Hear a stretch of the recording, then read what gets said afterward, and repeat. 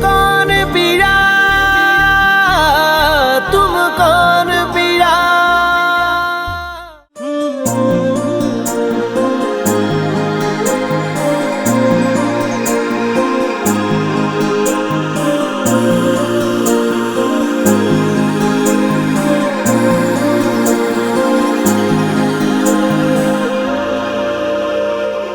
ये शाम मेरी सहेली रोज़ क़ज़ा की सीढ़ी उतर कर मुझसे मिलने आती है। शाम का आंचल आसमानी, मेरा आंचल तानी।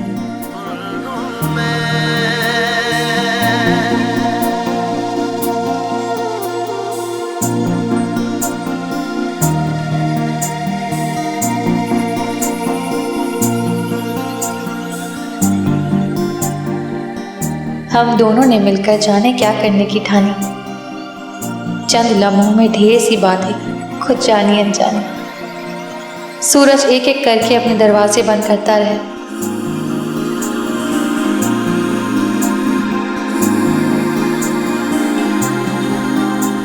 तो शाम सहेली घबराकर अपने घर जाने को भागी। फिर आने का वादा किया तो मैं भी तभी मानी।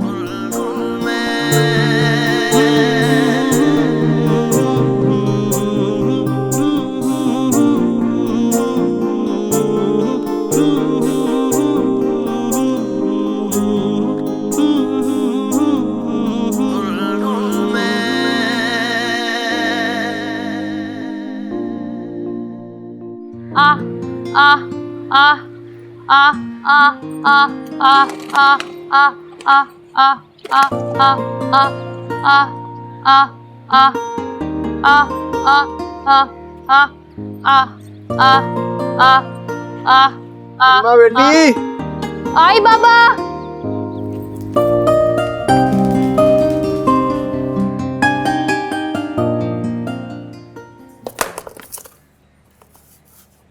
आपकी चाय। जीती रहो। वाह, मेरी बेटी के हाथों में बिल्कुल अपनी माँ के हाथों वाली खुशबू है।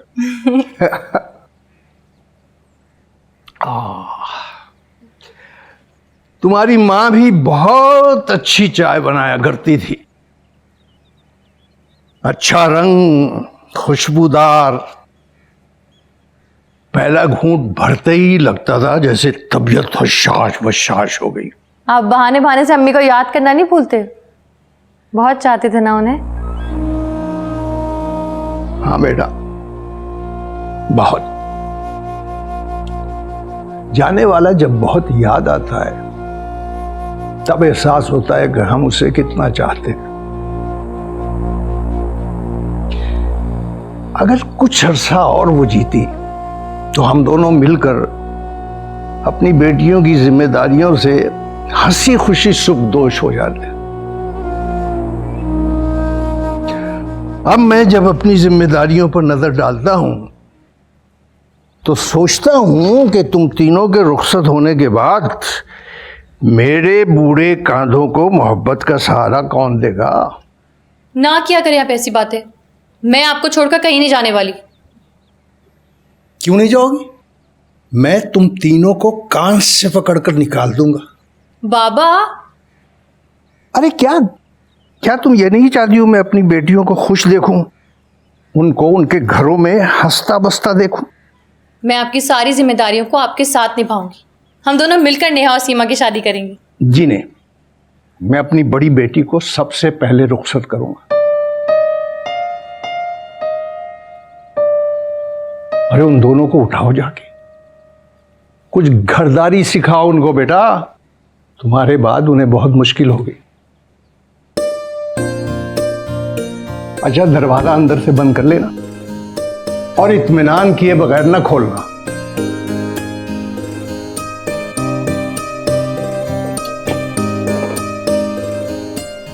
जल्दी घर आइएगा आप।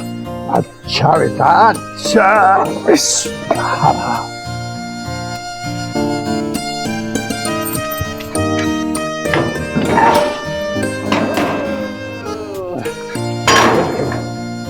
अल्लाह हाफिज। संभल के जाइएगा। ओके।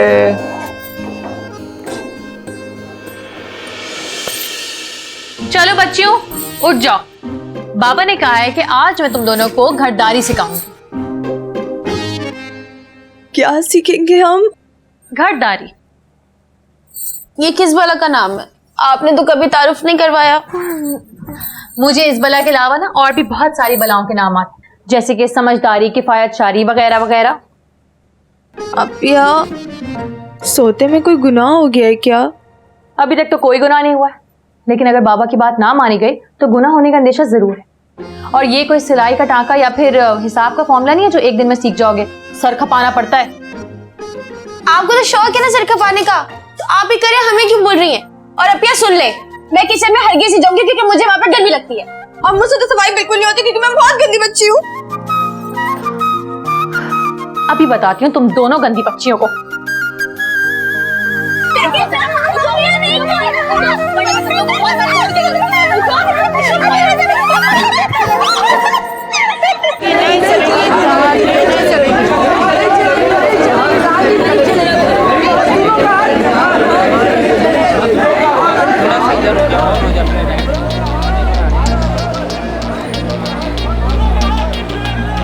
हाँ, मैं शसन का दिमाग खराब हो गया है। मेरी कॉन्सेंट के बगैर वो कैसे अनाउंस कर सकता है बोनस?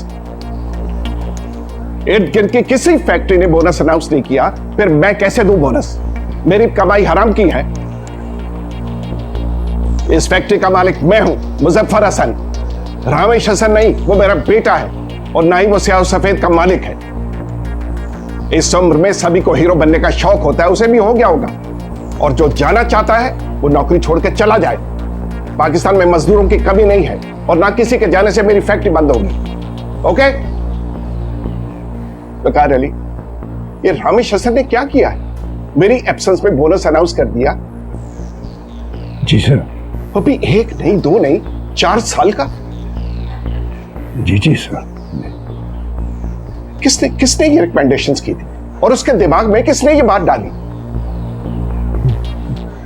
पता नहीं सर, उन्हीं को पता होगा। डिसीजन तो रामेश बाबा ही ने लिया था। दिमाग खराब हो गया रामेश का, पागल हो गया वो। उसे अपने बाप का नहीं, उसकी मेहनत की कमाई हुई दौलत का नहीं, उसकी जागीर का नहीं, बल्कि इन 2-2 टके के मजदूरों के हकूक का ख्याल है। इन्हें जितना सर चढ़ाएंगे ये उतना ही मुंह को आएंगे। मैं इन्हें इनकी हैसियत के मुताबिक रखता हूं, लेकिन ये सबसे रिश्तेदारियां जोड़ता है। कोई मामा है, कोई चाचा है, कोई ताया है। जितने भी छोटे लोग हैं सब उसकी बरादरी में शामिल हैं। उसे पता ही नहीं किससे किसकी हैसियत के मुताबिक कैसे बात करते हैं। अब बाहर ये जमगड्ढा लगा हुआ है, कैसे डील करूं मैं इनसे?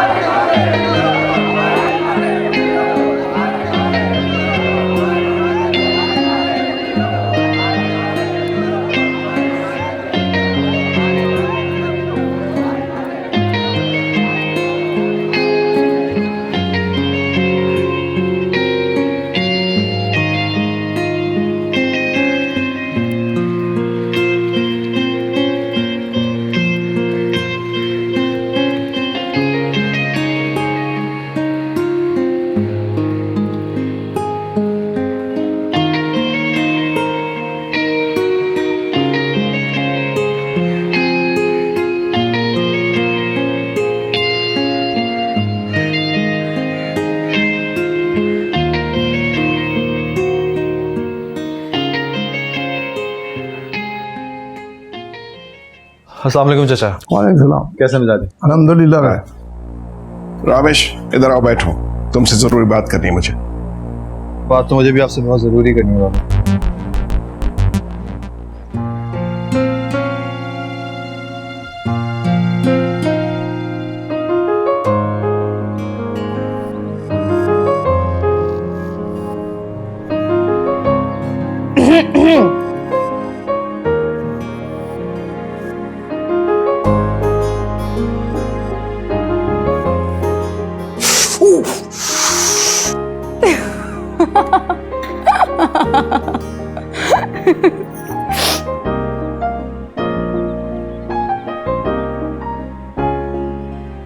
सुनो, जरा प्लीज इधर आके मेरी शर्ट इस्त्री कर दो यार। एक्सक्यूज मी, आपने मुझसे कुछ कहा? तस्वीर तो साफ साफ आ रही है, आवाज नहीं आ रही क्या? हम सिर्फ अपने मतलब की बात सुनते हैं। अच्छा, इसका मतलब है कि खासी मतलबी हैं आप। कौन क्या है ये तो आजमाने पर ही पता चलेगा। आजमाने से याद आया, किसी शायर ने क्या खूब कहा है, इधर आ जालिम हुनर आजमाए, तू तीर आजमा हम जिगर आजमाए। वाह वाह वाह वाह, क्या बात है जनाब, क्या बात है।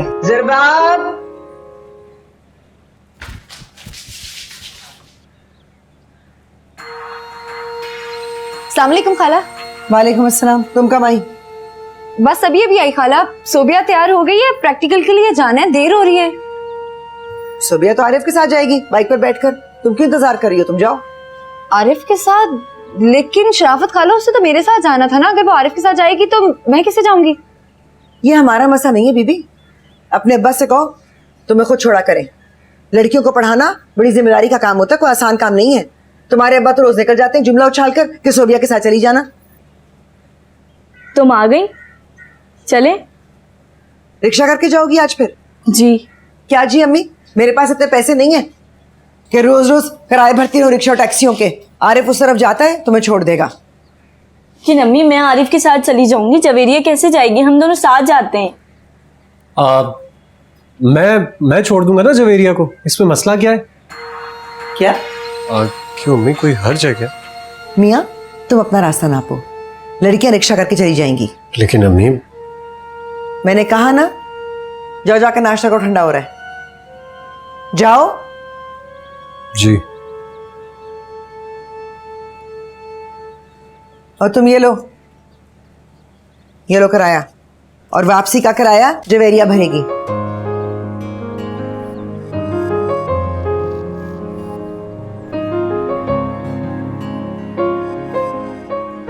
और लड़की बात सुनो, अपने अब्बा से कहो कि तुम्हें लेने और छोड़ने की जिम्मेदारी खुद उठाएं। रोजाना हमारी बच्ची को ले जाती हो तुम रिक्शा और टैक्सी में धक्के खाने के लिए। अब जाओ। ठीक, खुदा हाफिज खाला। हाँ खुदा हाफिज। रोज इतने पैसे खर्च हो जाते हैं, बचते ही कुछ नहीं है अपने पल्ले। उनको समझ में ही नहीं आता है, उड़ा देती हैं बड़े मजे से। ये क्या करने आई थी? क्या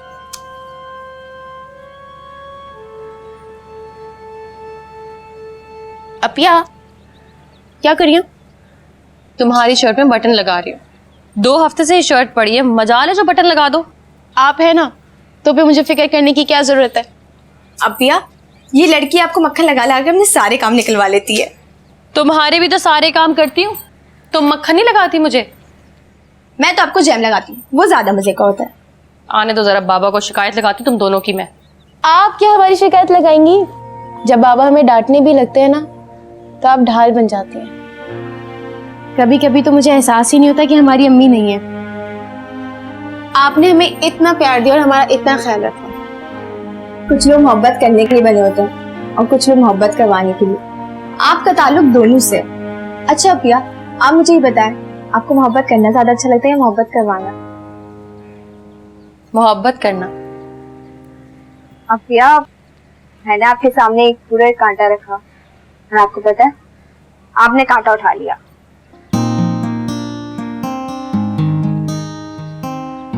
चलो काम करवाओ जल्दी से मेरे साथ।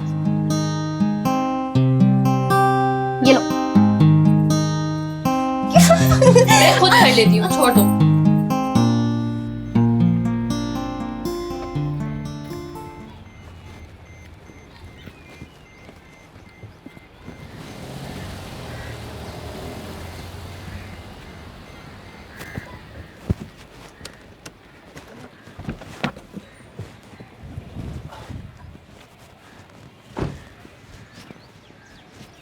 क्या हुआ चाचा, बाइक परेशान कर रही है क्या?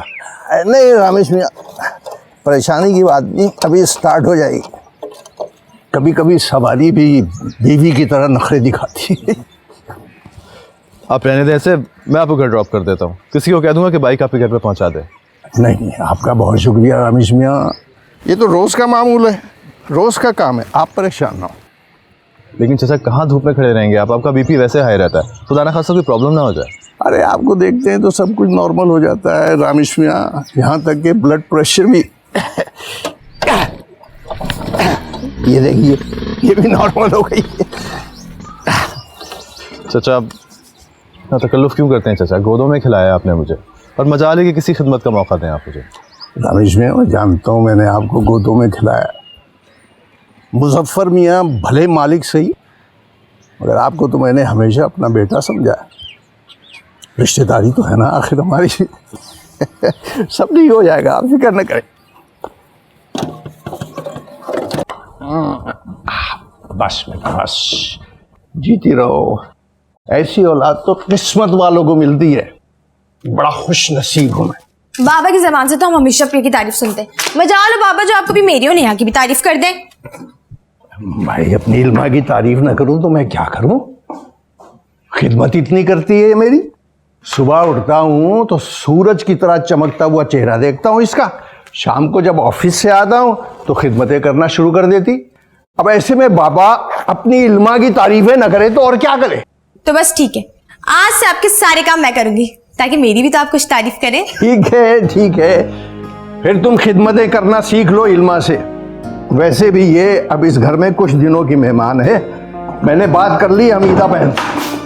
हमीदा खाला से क्या बात की है बाबा आपने? इल्मा के रिश्ते की बात, और क्या बात कर सकता हूँ मैं उससे। सच बाबा? अब ये की शादी है, कितना मजा आएगा ना। मैं भी नेहा को जाके बताती हूँ। बाबा कितना मुश्किल होगा ना ये सब कुछ। क्या मुश्किल होगा? किसी पौधे को उसकी जड़ से उखाड़ देना, तकलीफ तो होगी ना। अरे बेटा, जब नए गुलिस्तान बसाने होते हैं तो दर्द तो सहना पड़ता है। अभी तुझे अंदाजा नहीं है, तू ना समझ है। अरे पगली, ये बड़ी खुशी की बात है, बहुत बड़ी नेमत है। कैसे रह पाऊंगी मैं आप लोगों के बगैर? मेरी तो सुबह आप लोगों से होती है, शाम आप लोगों के साथ ही गुजरती है। ये सब जज्बाती बातें। जिंदगी में नए रिश्तों की अहमियत का अंदाजा जब तुझे होगा तब ये जज्बाती बातें मजाक लगेंगी। अच्छा छोड़िए सब कुछ, ये बताइए आज आपको देर क्यों हुई? अरे बेटी, स्कूटर आज भी अकड़ कर खड़ा हो गया फैक्ट्री में। बड़ी मुश्किल से स्टार्ट हुआ। रामेश बाबा ने बहुत कहा कि मैं उनकी गाड़ी में बैठ जाऊं, मगर दिल नहीं माना।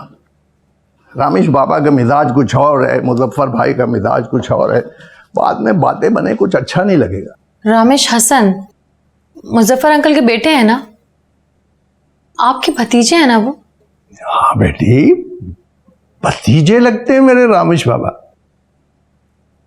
बेटी, रिश्तेदारी निभाना तभी भला मालूम होता है जब दोनों जानिब से उसे माना भी जाए और निभाया भी जाए।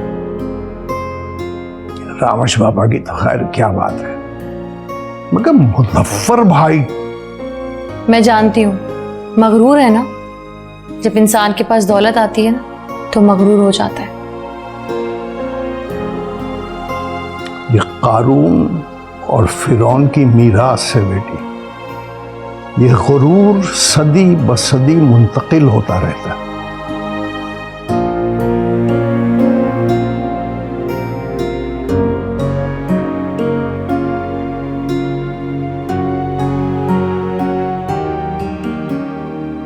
आप इतनी टेंशन ना लें, अभी आएगा तो जरा सहूलत से बात कीजिएगा। क्या सहूलत से बात करूं? उसकी नजर में मेरी किसी बात की कोई अहमियत नहीं है। उसने जो कह दिया दैट्स फाइनल। अब ऐसी बात नहीं है मुजफ्फर साहब, बहुत समझदार हो गया है वो। आ रहा देख लीजिएगा कितना समझदार हो गया। अस्सलाम वालेकुम। वालेकुम अस्सलाम।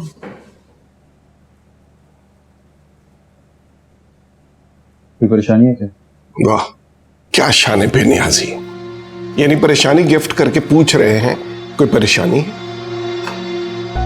बाबा, मैं जायज़ के खिलाफ और नाजायज़ के हक़ में नहीं बोल सकता। यही मेरी तबीयत है और यही मेरा उसूल।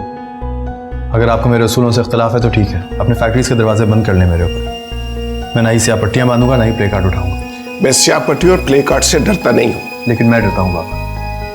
एहतिजाज के लिए बुलंद होने वाली सदा को अगर ना सुना जाए तो वो बददुआ बन के नीचे उतरती है, और मुझे बददुआओं से बहुत डर लगता है। आपको भी डरना चाहिए। सुन रही है अपने बेटे को मुझे अखलाकियात पर लेक्चर दे रहे हैं। लेक्चर से महल नहीं खड़े होते, ना फैक्ट्रीज बनती है, ग्राउंड रियलिटीज में जाना पड़ता है। और तुम 4 सालों का बोनस दे रहे हो ना, जानते हो कितना रुपया बनता है? जानता हूँ, आपके 3 माह के प्रॉफिट से भी कम। किसी के 4 साल, आपके 3 माह बाबा। आप फिर भी फायदे में हैं। आप इस खाने की मेज पे फैसला कर लीजिए, आप ये बोनस दे रहे हैं या मैं फैक्ट्री से रिजाइन कर दूंगा। अरे रामेश बेटा, कोई दरमियाना रास्ता भी तो चुना जा सकता है। मॉम, मैं कोई सौदेबाजी नहीं कर रहा हूँ, किसी के हुकूक की जंग लड़ रहा हूँ। और जंग में या तो हथियार रख दिए जाते हैं या उठा लिए जाते हैं। कोई तीसरा रास्ता कहाँ होता है? हाँ, ये सबके हुकूक का अलंबरदार है। इसको सबके हुकूक याद हैं, सिवाय अपने माँ बाप के। बाबा प्लीज ऐसे तो ना कहिए। मैं आपको दुख नहीं देना चाहता, लेकिन मैं ये भी नहीं चाहता कि आपको कोई बद्दुआ दे। किसी की गरीब के दिल से निकली हुई बद्दुआ में बहुत असर होता है। आपके अकाउंट्स के डिजिट्स में कोई फर्क नहीं पड़ेगा, भरोसा करें मेरे अल्फाज पे। ठीक है, जो चाहते हो सो करो। पहले कौन सी तो मेरी बात सुनते हो जब सुनोगे। बाबा थैंक यू सो मच। अपनी अम्मी से इजाजत लेकर आए हो या नहीं? कैसी बातें कर रही हो तुम? देख लो, मैं तो अपनी मामा को बताकर आई हूँ कि मैं रेस्टोरेंट जा रही हूँ जरबाब के साथ। ऐसा क्यों किया तुमने? क्यों? इसमें डरने वाली क्या बात है? वो मेरी मामा है, तुम्हारी अम्मी की तरह नहीं है, जो कसाई की तरह ना हाथ में छुरी लेकर तैयार रहती हैं खाल उतारने के लिए। कम ऑन यार जवेरिया, हम दोनों यहाँ पर ये सब बातें करने के लिए तो नहीं मिले हैं। मुझे बहुत गुस्सा है तुम्हारी अम्मी पर। वो तो मैं लिहाज कर जाती, वरना मुझे भी बड़ी अच्छी तरह जवाब देना आता है। अच्छा, सोच लो, कल को यही खड़ूस और कसाई जैसी अम्मी तुम्हारी सास भी बन सकती है। यही हाल रहा ना तो सोचना ही पड़ेगा। धमकी दे रही हो मुझे? मैं धमकियां नहीं देती, कर गुजरती हूँ। और वैसे भी मैं तुमसे शादी करने के लिए मरे नहीं जा रही हूँ, जो तुम्हारी अम्मी की कड़वी बातें सुन के भी मुस्कुराती रहूंगी। लेकिन ये भी तो सोचो, ये मुस्कुराहट तुम पे कितनी अच्छी लगती है, और इसी मुस्कुराहट का तो मैं दीवाना हूँ। सूप पियो।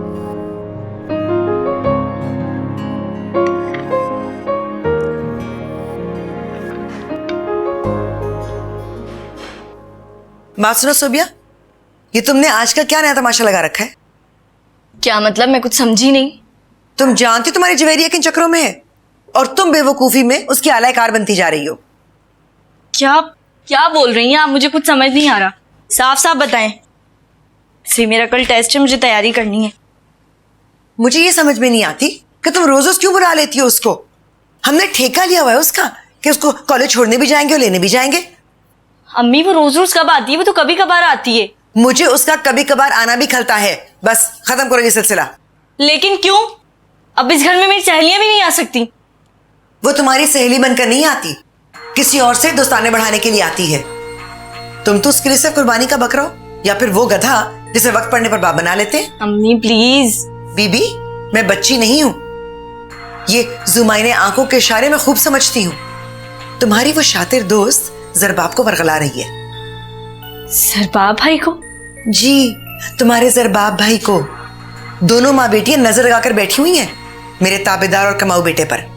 अच्छा, हैरत है अम्मी, मुझे तो अंदाजा ही नहीं हुआ। कान खोलकर सुन लो सोबिया, ऐसी शातिर और चालाक लड़की मेरे घर में बहू बनकर नहीं आ सकती। अरे ऐसी लड़कियां तो कदम बाद में डालती हैं, बंटवारा पहले करवा देती हैं। हाँ, मेरा जरबाब तो वैसे भी इतना सीधा साधा और मासूम सा है, उसे बेवकूफ बनाना कौन सा मुश्किल है। बस कम करो ये दोस्ती। सुना तुमने? हाँ हाँ सुन लिया। अब मैं जाकर पढ़ लूं। क्या सुनाया जा रहा है? किसको सुनाया जा रहा है? तुम कहां से आ रहे हो इस वक्त? छोड़े इन बातों को, जल्दी से 1000 रुपए का नोट इनायत फरमा दे मुझे। आरिफ, ये रोजाना 1000 रुपए के नोटों के ना धचके ना दिया करो मुझे। अरे जरबाब की लगी बदी तनख्वाह है, मुश्किल से घर का खर्चा चलता है, और तुम्हारे अल्ले तल्ले मैं बर्दाश्त नहीं कर सकती। अम्मी जी, आपको भी खुदा का वास्ता है, अपनी उम्र रसीदा डायरी निकालकर रुपए रुपए का हिसाब मत कीजिएगा। बस ये नहीं लिखती कि अब्बा की पेंशन की रकम कहाँ जाती है। आरिफ, अम्मी प्लीज मुझे पैसे दे दे, मेरे बाहर दोस्त इंतजार कर रहे हैं, मेरी इज्जत का ख्याल करें आप। इंतजार कर रहे हैं तो करते रहे मेरी बला से। अम्मी जी प्लीज दे देना मुझे, प्लीज प्लीज। तो छोड़ो ना, लेकर आती हूँ। मेरी प्यारी अम्मी।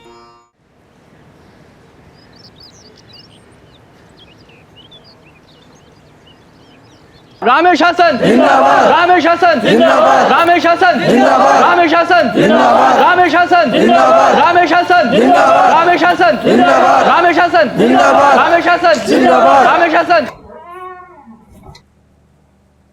बेवकूफ लोग। बकार, जी सर। बोनस वाली फाइल ला और साइन ले लो। जी बेहतर सर।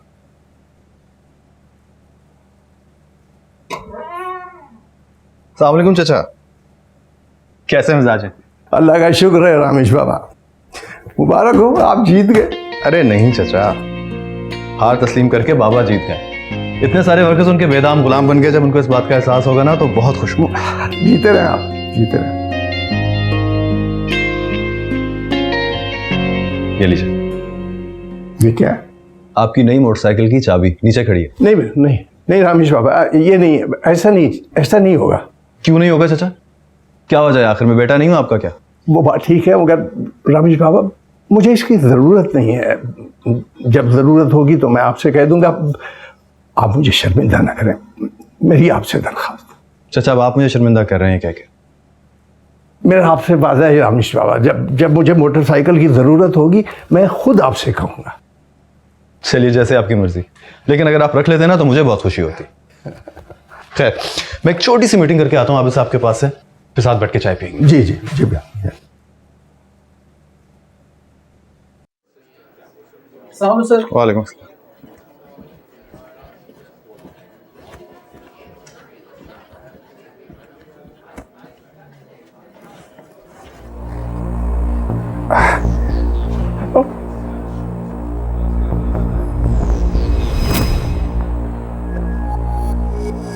वकार साहब, तबीयत ठीक है आपकी वकार साहब?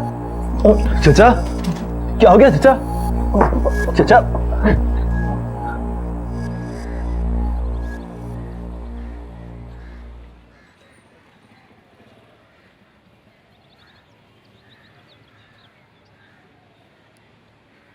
बाबा, बाबा क्या हुआ है आपको? बाबा क्या हुआ है आपको? ठीक है ना? जी बेटा, मैं बिल्कुल ठीक।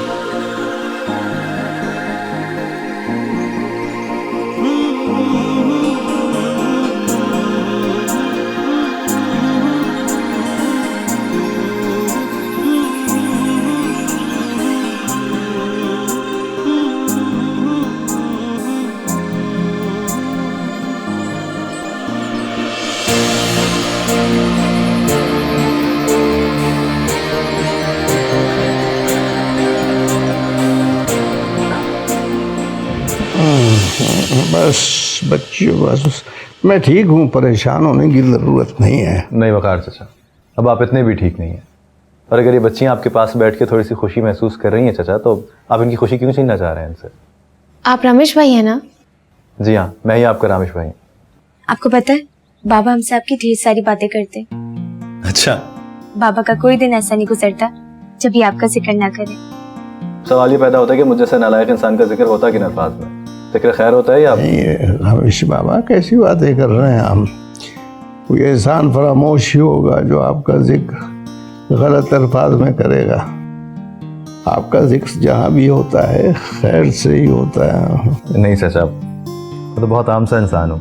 ये आप लोगों की मोहब्बत है जो मुझ जैसे आम इंसान को इतना खास बना देती है। तुम कौन पीरा, तुम कौन पिया,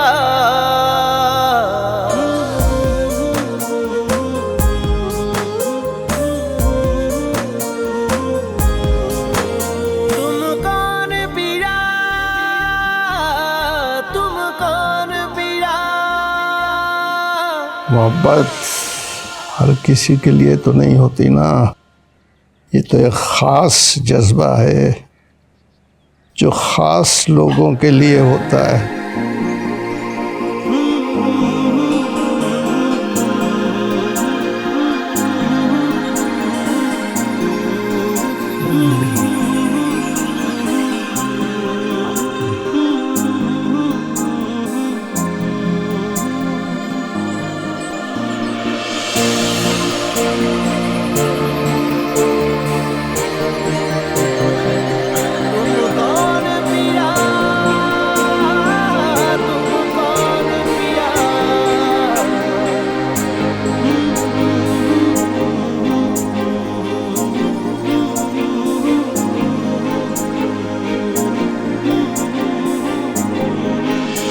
तो आप अपने बाबा से बहुत मोहब्बत करती हैं?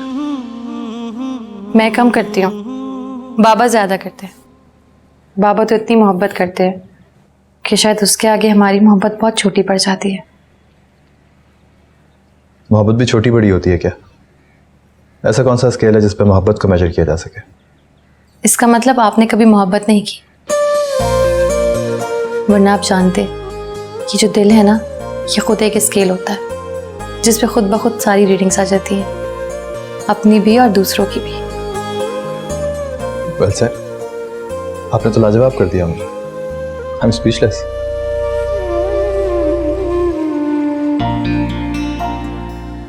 I think I should make a move. चलता हूं। जी। अच्छे लोग ऐसे मौके पे कहते हैं कि फिर आइएगा। मैं जानती हूँ बाबा मुझसे कहीं ज़्यादा अच्छे, उन्होंने आपसे ऐसा ज़रूर कहा होगा। गॉड, आपने मुझे फिर लाजवाब कर दिया, फिर से स्पीचलेस। चलिए मैं चलता हूँ, बहुत खुशी हुई आपसे मिलकर। अल्लाह हाफिज। रामेश भाई फिर आइएगा। What's the dog saying?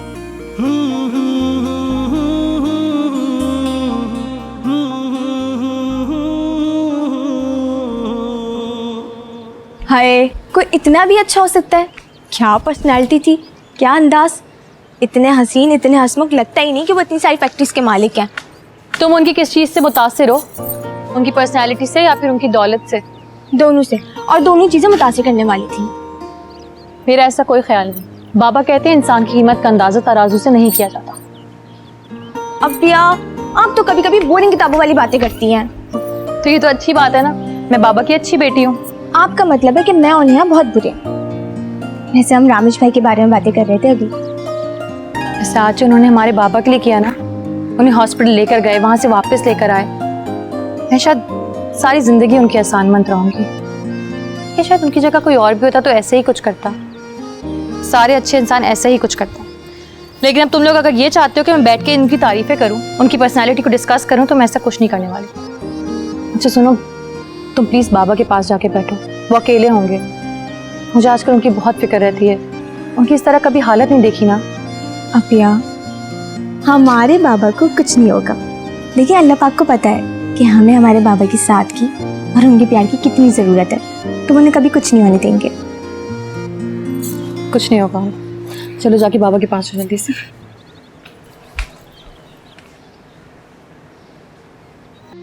तनख्वाह बढ़ा दूं? क्यों, किस लिए? बाबा इसलिए कि उनके घर के हालात में अपनी आंखों से देख कर आ रहा हूं कि 3 बेटियां और वाहिद कफील हैं वो अपने घर के। क्या करूं? इस फैक्ट्री में सैकड़ों ऐसे मजदूर होंगे जो अपने घर के वाहिद कफील हैं, उनकी बेटियां भी आने वाली हैं। क्या करूं? उन सबकी तनख्वाहें बढ़ा दूं? मैं यहां कारोबार चला रहा हूं, कोई वेलफेयर इदारा नहीं चला रहा। बाबा फैक्ट्री के और वर्कर्स की बात नहीं कर रहा हूं, वकार चाचा की बात कर रहा हूं। उनका और आपका रिश्ता फैक्ट्री के ओनर और वर्कर से ज्यादा भी कुछ है। वो आपके सगे चचाजाद भाई हैं, रिश्तेदार हैं हमारे।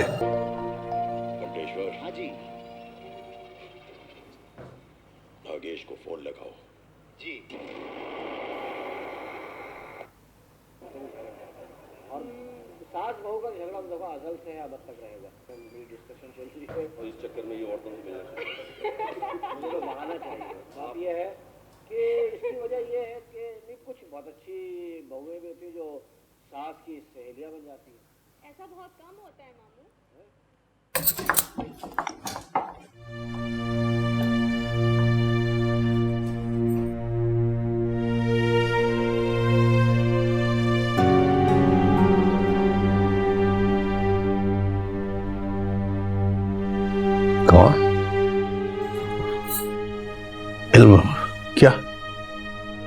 क्या बात है बेटा? कुछ नहीं।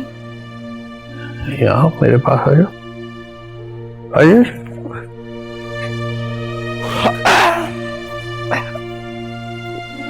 बैठ।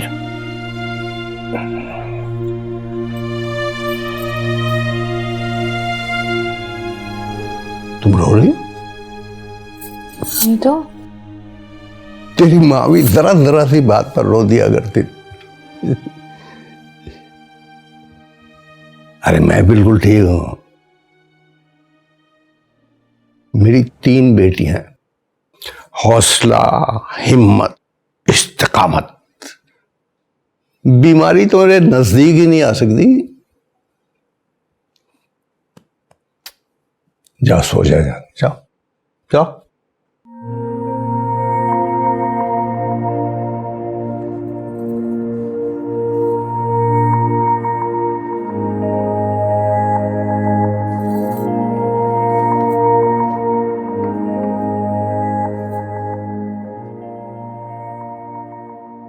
रामेश, मेरी एक बात गौर से सुनो।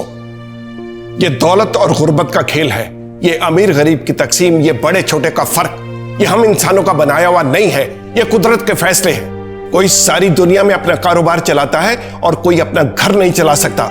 किसी के घर में 2 वक्त का आटा नहीं होता और किसी के गोडाउन्स में मनो आटा चूहे खा जाते हैं। ये दुनिया इसी तरह चलती आई है और कयामत तक इसी तरह चलती रहेगी। इस तकसीम पर परेशान रहोगे, ना तुम खुश रहोगे ना हमें खुश रहने दोगे। प्लीज अपनी सोच को बदलने की कोशिश करो। हम सॉरी बाबा, लेकिन मुझे लगता है कि आपको अपनी सोच पर नजरसानी करने की जरूरत है। कुदरत ने सिर्फ दौलत और गुर्बत ही तकसीम नहीं की, हुकूक और जिम्मेदारियां भी तकसीम की हैं। हमने दौलत में से तो अपना हिस्सा बड़ी खुशी खुशी ले लिया है, लेकिन एक हिस्सा जिम्मेदारियों का भी है। उसे भी उतनी फराख दिली और खुशी से कबूल करना चाहिए ना हमें। तो फिर जाओ अपने कमरे में जाकर बैठकर सोचो, तो बहसियत बेटे तुम्हारी जिम्मेदारी क्या है।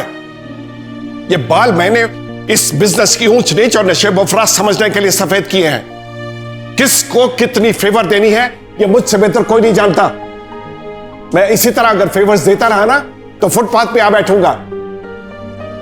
वक्कार की तबीयत खराब हो गई तो क्या जरूरत थी वहां जाने की, किसी को भेज दिया होता। खुदा के लिए मेरी और अपनी पोजीशन का ख्याल करो, मेरे इमेज को बर्बाद मत करो। ऊंचाई पे खड़े रहोगे तो नीचे खड़े लोग झुककर बात करेंगे, और अगर उनके लेवल पे आ जाओगे तो आंखों में आंखें डाल के सवाल करेंगे। लेकिन मुझे नहीं लगता कि तुम्हें मेरी कोई बात समझ आएगी। जा सकते हो। नहीं डैड, मुझे आपकी एक एक बात समझ में आ गई है। बिजनेस की ऊंच नीच नशेबा फराज इंसान के सिर्फ बाल ही सफेद नहीं करती, खून भी सफेद कर देती है।